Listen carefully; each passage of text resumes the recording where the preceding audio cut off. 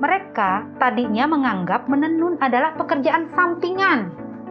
Jadi kapan mereka sempat ditenun, nggak ada value-nya seperti itu. Disitulah kami masuk, kami melakukan pendampingan, bagaimana kami mengajarkan mereka tentang manajemen waktu. Kain songket ini adalah warisan budaya bangsa yang memang kewajiban kita lah sebagai generasi muda untuk melestarikan. Bagaimana kita bisa mengangkat kain yang tadinya tradisional menjadi sesuatu yang global gitu loh. From small village to global market.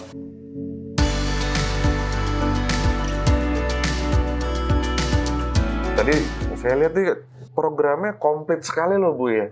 Berawal dari yang dalam tanda kutip kadang-kadang tradisional, kuno ya. Sekarang malah jadi mensupport usaha-usaha yang kekinian. Sebenarnya apa sih motivasi di balik ini Ibu melakukannya? Tentunya selain motivasi ekonomi, membantu orang lain, buat pribadi seorang ibu dokter sendiri gimana gitu? Nggak tahu ya, saya merasa bahagia aja bisa membantu orang lain. Nggak tahu, itu memang spontanitas. Jadi benar-benar kayak di Sunday Morning Market sendiri, saya kan nggak jualan di situ gitu loh. Kalau dibilang kita mau ngomong untung-untungan, apa untungnya saya di situ? Nggak ada. Tapi saya bahagia, saya merasa senang. Kemudian kita bisa maju bersama gitu loh. Itu sih lebih simpel banget. Kepuasan diri sendiri, benar. Nah, kepuasan ini tadi saya mundur lagi ke belakang sedikit. Ibu-ibu yang di awal nih, yang tadinya nggak ngerti, terus sekarang diajak, lalu mendapatkan hasilnya. Boleh nggak sedikit cerita Bu, respon mereka sekarang gimana sih terhadap Putri Mas ini? Loyal banget. Mereka senang banget, apalagi di masa pandemi. Kan orang susah nih nyari kerjaan. Tapi saya bersyukur ke-55 orang penenun saya semua masih bekerja. Dan tidak ada pengurangan upah. Itu yang penting. Itu yang membuat saya juga sangat berbahagia ya. Karena tadinya saya juga tidak yakin gitu loh. Bisa nggak saya menggaji mereka? Bisa nggak saya membayar upah mereka? Karena pameran nggak ada. Situasi ekonomi seperti ini. Tapi saya percaya doa banyak orang itu memudahkan rezeki saya. Itu yang saya percaya banget. Karena buktinya apa ya? Sampai sekarang kita bisa bertahan. Itu aja buktinya. Saya nggak usah ngomong apa-apa. Saya punya mobil berapa? Nggak usah. Yang penting saya bisa bertahan. Bukti nyata gitu Bukti nyata. Cuman saya kan melihat mengukur kemampuan diri juga. Karena komitmen kami di kelompok tenun Putri Mas ini, tidak ada istilahnya ketua kelompok tidak membayar. Jadi mereka kerja harus dibayar. Mau pandemi, mau COVID, mau apa, tetap dibayar. Inilah yang kemudian menjadi tolak ukur kemampuan saya kan. Tapi saya tetap menerima orang-orang yang mau bekerja sama dengan saya. Cuma saya jadikan semacam kelompok pendamping. Jadi ketika ada order, mereka bekerja. Kalau tidak ada order, tidak ada kewajiban saya membayar mereka seperti itu. Nah, PR saya jadi harus rajin-rajin cari order gitu. Benar. Jadi seperti itu. Menarik. Nah, akhirnya ketika kami sudah punya produk yang artinya yang sudah menjual, kami melakukan banyak inovasi untuk menembus pasar nih. Jadi tidak hanya pasar lokal, pasar nasional. Itu segmennya beda. Kesukaannya beda. Jadi itu yang benar-benar kita pelajari gitu loh. Nah, ini keseruan ini kayaknya saya tahan dulu nih gitu ya. Kita berhenti sebentar supaya di segmen berikutnya nanti kita lanjutin keseruan ceritanya itu. Sampai ketemu di segmen berikutnya.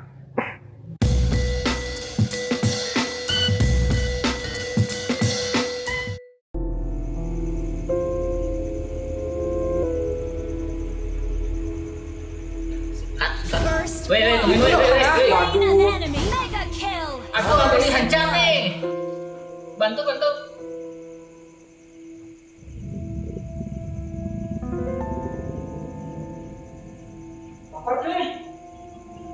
Lapar nih. Makan yuk. Aduh. Lapar nih. Yuk. Tata.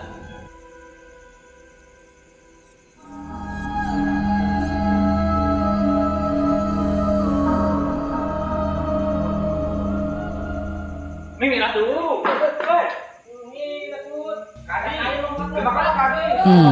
Aku harus melakukan sesuatu.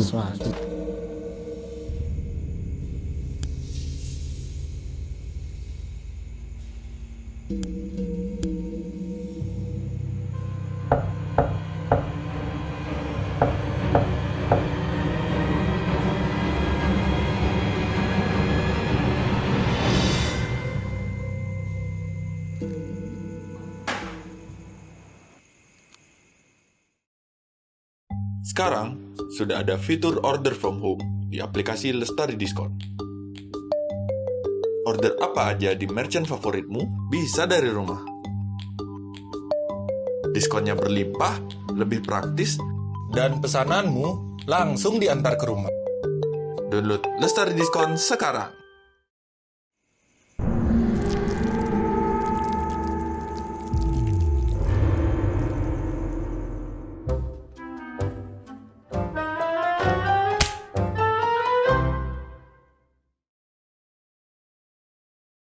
Nah, kita balik lagi, kita lanjutin lagi nih Bu. Seru nih, kalau udah produknya bagus, gimana cari pasarnya? Kan kalau ada yang beli makin senang nih ya. Ya. Gimana ceritanya tuh Bu? Jadi itulah kita harus sebagai pelaku usaha harus jeli dengan pasar kan. Secara umum memang kain songket ini segmennya adalah menengah ke atas. Nah, di situ juga lagi saya berpikir bagaimana juga saya harus membuat produk yang bisa menjangkau segmen di bawahnya gitu loh. Jadi kami masuki semua segmen, kami pelajari apa yang dibutuhkan, itu yang kemudian kami buat. Jadi untuk pasar sendiri, pasar lokal, nasional, internasional itu punya kegemaran yang berbeda kan. Saya Bali sukanya yang jreng seperti itu. Jakarta sukanya yang begini, internasional itu semua kami buat. Jadi orang mau butuh apa ada. Jadi istilahnya palu gada, apa lu mau gue ada gitu. Jadi kayak gitu. Jadi itu yang setiap hari kami lakukan, bagaimana kami berinovasi gitu kan. Bagaimana kami mengembangkan ide-ide ini. Jadi saya punya tim. Di tempat kami itu saya punya tim yang terdiri dari tukang motif, ya ada timnya yang tim untuk mendevelop atau mengembangkan ini. Gitu. Jadi kadang-kadang idenya itu dari saya atau dari mereka kita bicarakan, yuk kita buat seperti itu. Berbasis dasar semua kain songket. Semua kain songket, karena memang basic kami kan memang gimana caranya penenun ini tetap bekerja, apapun modelnya mereka yang penting mereka bekerja gitu. Tugasnya untuk membuat diversifikasi produk ya ke sini gitu loh. Ya, mereka tetap bekerja. Yang paling mahal yang pernah dijual laku berapa, Bu? 10 juta. 10 juta gitu. Itu proses, kan orang bilang kok mahal. Ya itu seperti tadi, prosesnya itu susah. Kalau 10 juta itu kira-kira berapa lama waktu itu Bu bikinnya? 2,5 bulan. 2,5 bulan dengan bahannya yang premium semua ya. Gitu ya. Jadi kami pakai benang sutra alam, pewarna alam. Terus produk-produk kami sudah dihaki. Jadi sudah ada hak kekayaan intelektualnya yang dikeluarkan oleh Kementerian Hukum dan HAM. Dan karena ini buatan tangan, tentunya kalau orang beli satu model ini nggak ada kedua. Model lainnya kedua ya, eksklusif limited edition. Gitu. Ya. Nah tentunya kan yang bikin ini nggak ibu aja, nggak Putri Mas aja, tapi Putri Mas bisa dikenal. Nah kenapa sih mereka bisa mengenal apa yang mereka lihat? Apakah ada ciri khas atau, nah gimana itu Bu? Ya. Kalau menurut saya sih ada ya. Karena ini kain tenun ini sangat berkaitan dengan karakter si pembuatnya ya sebenarnya. Makanya gini, jadi semua ide yang tertuang di kain ini mencirikan karakter saya. Ya terus terang untuk pemilihan warna itu masih saya yang pegang. Jadi akhirnya apa yang muncul itulah karakternya gitu. Walaupun sebenarnya kalau dari segi motif ini kan memang songket Jemberana, semua orang yang di Jemberana tuh bisa bikin. Tapi apa yang membedakan itu tadi satu warna, yang kedua bahan. Kami memiliki dan pewarnaannya ini kami kerjakan sendiri di workshop kami. Jadi nggak ada yang punya warna-warna itu. Memang kita kerjakan sendiri. Nah, pelanggan-pelanggannya kalau melihat udah ini yang mengenali. Mas. Dan apa yang kami buat nggak boleh bocor keluar, itu rahasia dapur gitu loh. Ya seperti itulah kurang lebih. Yep. Nah sekarang mungkin yang terakhir nih, harapannya nih.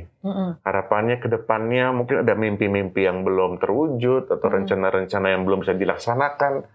Ya mungkin kayaknya lebih seru lagi nih, ada nggak Bu? Ada. Jadi harapan saya sih songket Jemberana ini akan terus lestari dan dikenal di seluruh dunia gitu loh. Itu kan, itu impian saya. Betul.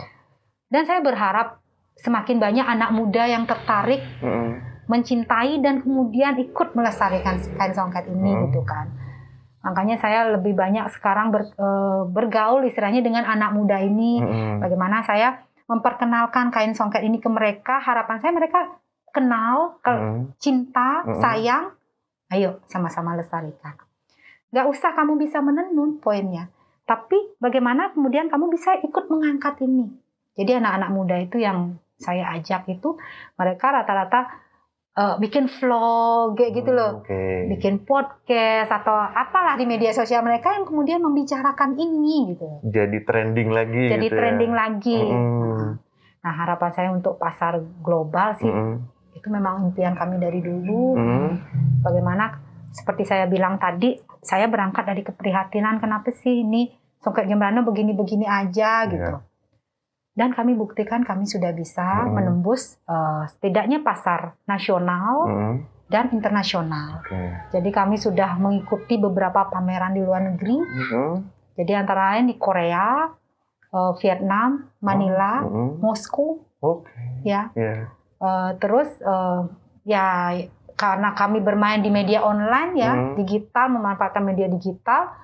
Jadi pasar kami nggak berbatas.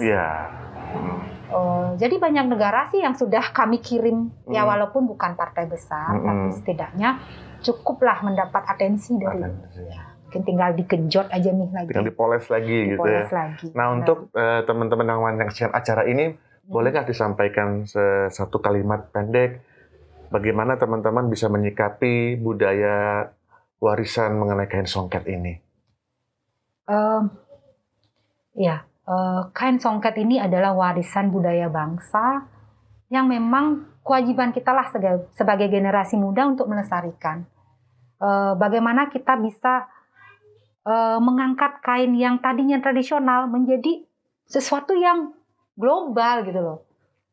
From small village to global market. Nah, itu yang selalu saya pegang. Apapun caranya, bagaimanapun caranya, apalagi sekarang media digital yang sudah luar biasa begini, itu bukan persoalan yang sangat besar saya rasa. Yang penting mau nggak? Itu dulu. Cinta dulu, mau, gas. Gaskan. Terima kasih banyak loh buat ceritanya yang sangat menginspirasi. Terima kasih. Nanti kapan-kapan kalau saya ada waktu saya mau main ke Jembrana. Oke. Ditunggu dengan senang hati. Terima kasih Ibu. Terima kasih.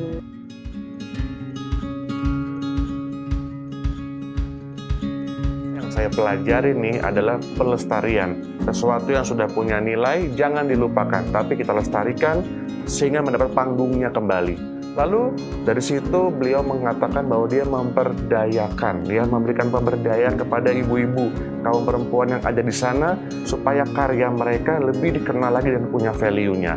Lalu si dokter mengambil alih membantu di pemasarannya nih saya catat, sehingga kata-kata from small village to global market menggunakan kecanggihan sosial media dan platform digital membuat itu bukan mimpi tapi menjadi kenyataan. Jadi jangan lupa untuk di like, di subscribe, dan aktifkan loncengnya supaya episode berikutnya yang pasti lebih seru lagi teman-teman nggak ketinggalan. Dan di share juga supaya message ini from small village to global market menjadi semangat kita bersama. Sampai jumpa.